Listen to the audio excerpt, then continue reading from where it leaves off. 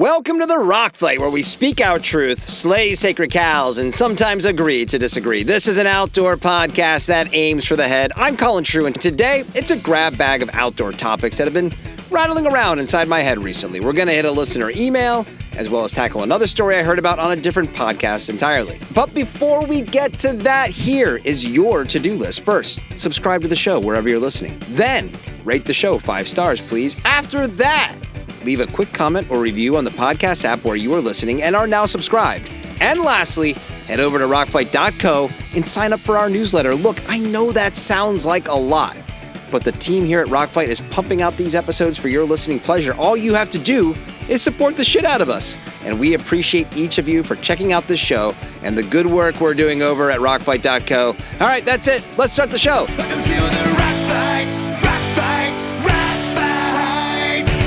Okay, just the other day, I got an email from a listener named Wayne. And Wayne wrote in on a couple of subjects, and he touched on one I wanted to address because ever since we put out an episode a few weeks back where apparel designer Michelle Rose and I talk about unisex sizing, I've had a few interactions on the subject of unisex sizing, so this was a perfect opportunity to address it here on the show.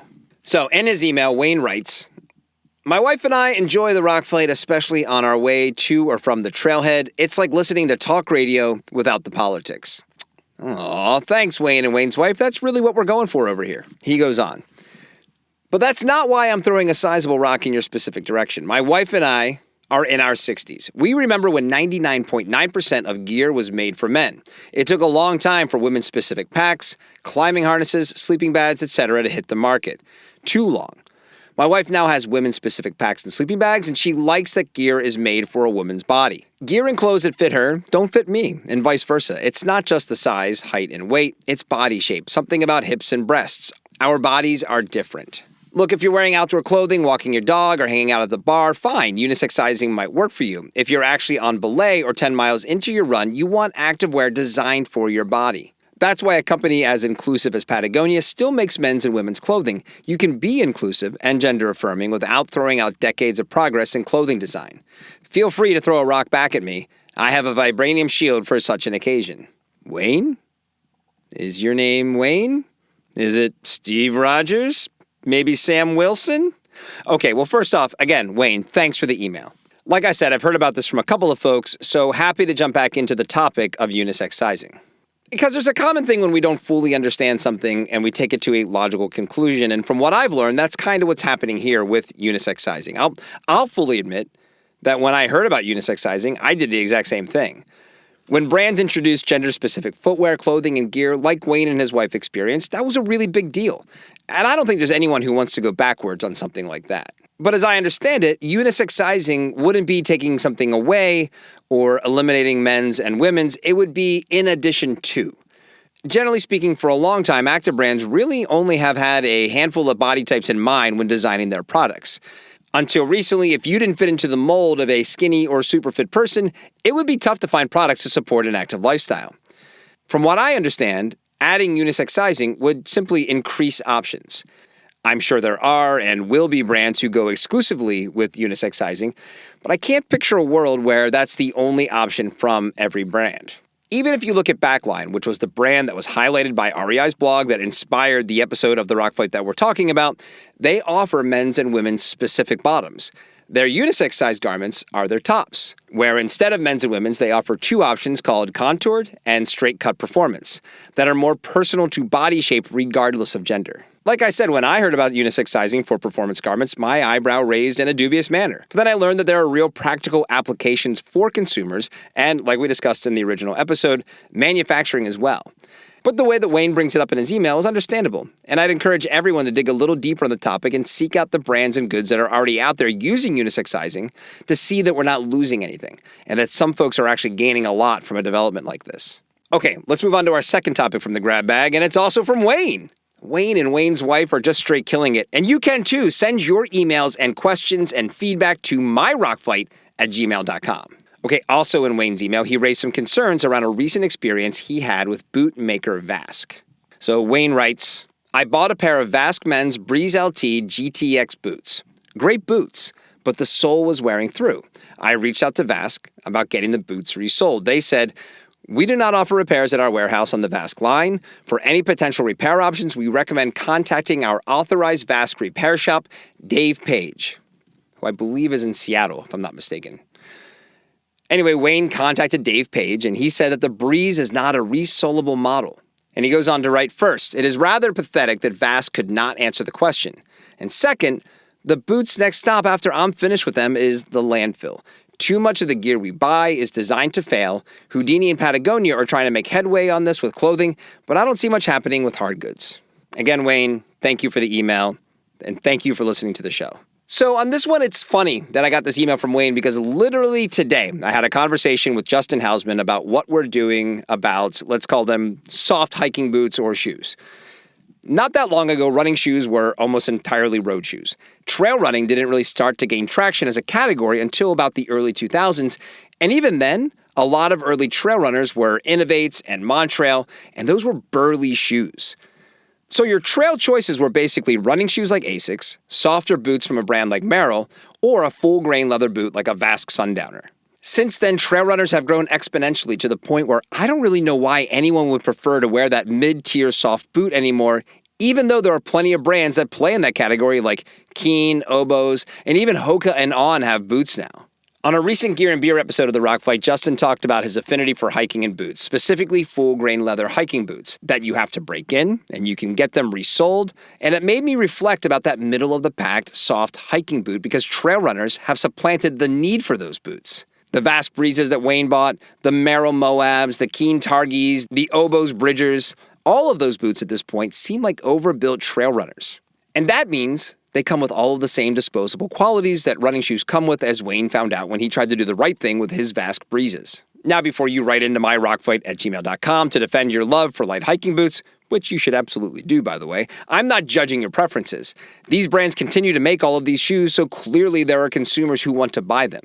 But guys, this is simply another good example of too much stuff in the industry. I'm sorry, call me a broken record, but the amount of categories and brands and styles on the outdoor footwear wall has grown, and most of them have grown towards the end of the spectrum that is pretty much disposable. If you want to wear a boot, get something that you might have to drop north of $300 on, but it will last you more than 20 years and can be resold. That $300 sounds like a lot. But you're currently spending $180 on something that only lasts a few years, so, do the math. If you want something more athletic, just get yourself a pair of trail runners. And to all the footwear brands out there making boots, or even trail runners for that matter, please immediately pivot to making them resolable. Maybe shoes won't decompose in a landfill, but I bet we can make the ones we're currently making last a hell of a lot longer. Okay, the last thing in the grab bag today is the news that came out last week, and I heard it on Dylan Bowman's podcast, that Rabbit Running has made a shoe. If you're not familiar, Rabbit Running is a running apparel brand based in Santa Barbara, California, and they're a really cool story. Over the past 10 years, the founders grew the brand out of a specialty run shop, Santa Barbara Running, and they have found a really loyal following. The last few years of my running life, I exclusively wore their shorts, and I still wear those shorts when I go hiking. So while I'm sure you know what I'm about to tell you, and offer my opinion on Rabbit Running launching shoes, I want you to know I think they're a super cool and authentic brand that is actively making the running space, and by default the larger outdoor space, better through what they make. I love small brands making cool products to serve a specific audience, and while yes, they definitely have some extraneous items in their apparel line, but I mean, who doesn't? For the most part, what they make is focused on runners. I'm sure eventually they'll sell the brand to some big parent company that will try and blow them up, but for now, they are super cool. For that reason, that they're still independently owned and under the direction of a small group of folks with a specific vision, I'm not willing to totally bet against them in this footwear endeavor. But that said, do I think they should be making shoes? No. Their shoe is called the Dream Chaser, and if you compare it to other first-generation shoes from brands that are now well-established, it actually looks pretty good. It's simple, it has some modern footwear sensibilities. Aesthetically, it probably has a little too much of that Skechers basic big box vibe with a heavy dose of Hoka in them, but nothing that can't be improved on. So I don't think they should enter footwear for several reasons. First, like I've talked about before, it's hard to expand into new categories, even when on paper it's a perfect fit. This morning, I made a few insider calls to some rep and retail friends, and they all confirmed what I was thinking. Mostly that selling these to other retailers is going to be hard. Typically, and I understand I'm casting a wide net here, buyers are more open to giving a new apparel brand a try, more so than a footwear brand. I mean, it's simply a question of real estate. You can usually clear out an arm of a four-way a lot easier than you can gamble punting a shoe off your shoe wall for an unproven brand. Ideally, you would also bring a retailer a new technology story, something that isn't currently available on your shoe wall, as well as multiple styles and multiple colors within those styles.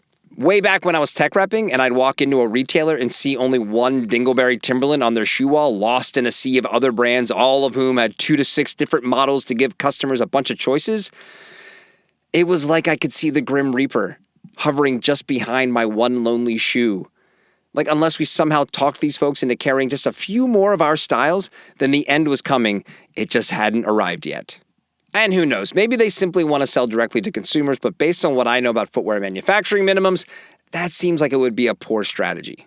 Last thing here, Rabbit Running is beloved. The folks I spoke to this morning also made sure they mentioned how much they love the brand and praised their bottoms specifically. There really aren't that many brands out there with a high approval rating like Rabbit carries, and I tell you that for several reasons. For one, it's why I wouldn't 100% bet against them when it comes to shoes. But secondly, it's also why I'm doubtful, because this is a brand that everyone loves. It's easy for them to lull themselves into thinking that becoming a shoe brand won't be that tough. And third and lastly, what's wrong with being the best running apparel brand? The battle to become a shoe brand is going to be long and costly. Even if you absolutely crush it, it will still be long and costly. Or you could just continue to be the fucking best at making running clothes. But I suppose that ship has sailed because the Dream Chaser is on its way. So more to come on that front once we all get to see the shoe and try it ourselves. All right, that's the show for today. I cannot wait to get your feedback on all of this. Send it on over to myrockfight@gmail.com. The Rockfight is a production of Rockfight LLC. Check out more amazing content at rockfight.co, where you can sign up for our weekly newsletter, News from the Front. I'm Colin True. Thank you for listening and here to take us out. He's the lucky one. He's getting out of here, but he may freeze on the last days of summertime. It's Krista Makes with the Rockfight fight song. We'll see you next time, Rockfighters. Rockfight!